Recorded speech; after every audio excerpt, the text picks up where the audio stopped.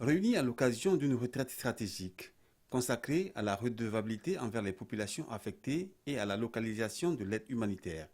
les participants ont réaffirmé leur volonté commune de placer la communauté au cœur des décisions qui les concernent.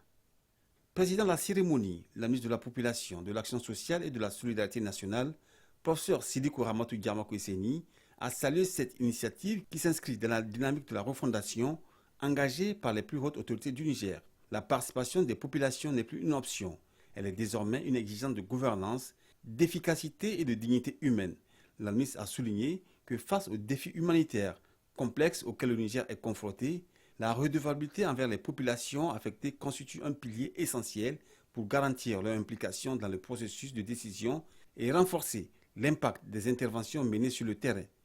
Cette retraite est un moment privilégié pour l'ensemble des acteurs de faire le bilan des actions du groupe, apprécier les performances et tracer la voie vers un mécanisme de coordination nationale en matière de redevabilité et de localisation. En vue de traduire l'intérêt tout particulier qu'accorde mon département ministériel dans la mise en place d'une stratégie nationale de redevabilité et de localisation, le ministère en charge de la population, de l'action sociale et de la solidarité nationale a adopté l'arrêté numéro 021 portant création, mission, composition et fonctionnement du comité technique national de redevabilité envers les personnes affectées et leur localisation. Je suis convaincu qu'avec votre engagement et votre expertise, cette retraite sera un succès. Ensemble, nous renforcerons notre capacité collective à protéger et à soutenir les communautés les plus vulnérables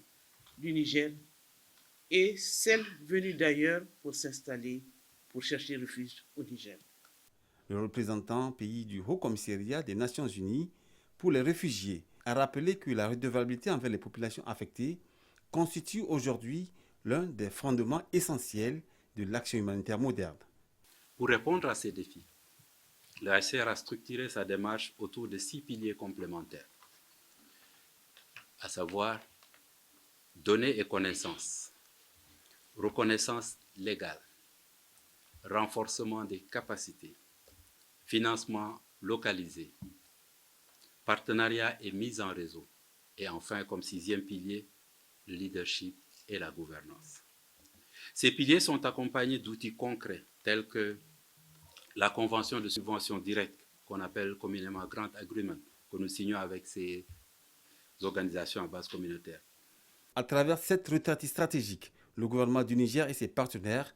réaffirment leur volonté de bâtir une action humanitaire plus proche des populations, fondée sur l'écoute, la participation et le leadership local. Une démarche qui vise, à terme, à renforcer la protection et l'assistance apportée aux communautés les plus vulnérables, tout en consolidant l'efficacité et la durabilité des réponses humanitaires au Niger.